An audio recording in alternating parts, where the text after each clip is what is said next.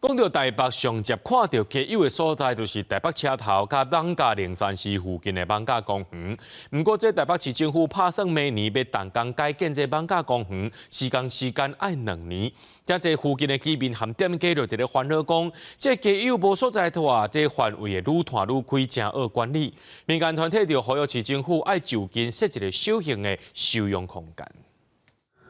台北艋舺龙山寺毋但是观光行大所在，嘛是在地真重要的信仰中心。一寡行善团体也是店家会到附近的艋舺公园布施食的物件互街友，所以也造成环境卫生甲社会观感无好的问题。为着要促进观光，台北市府打算每年要改建公园，附近的店家居民是真烦恼。时间2年的期间，街友无所在过暝，活动范围的摊开愈恶管理。食物的问题，那其实因无用到遐尼啊济，大家拢会感觉讲遮分遐分，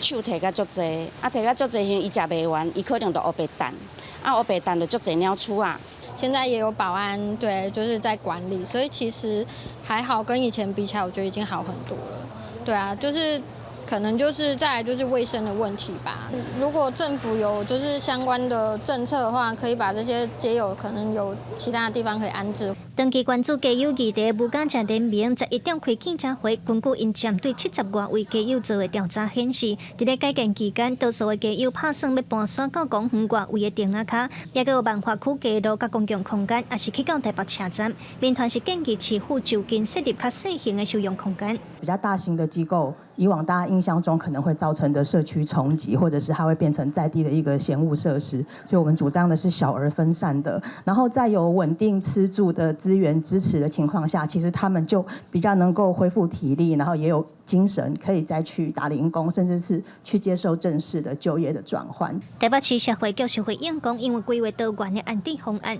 身体较无好的，也是适龄的街友会优先安排因去带长期的照顾机构，嘛会继续加强和民间团体的合作，增加安置的资源和补助。原来针对无愿意接受安置的街友，改建期间会另外规划街友放行李的空间，嘛会比照美国防灾的机制提供临时的庇护。记者卢尚如、柯炳哲台北报道。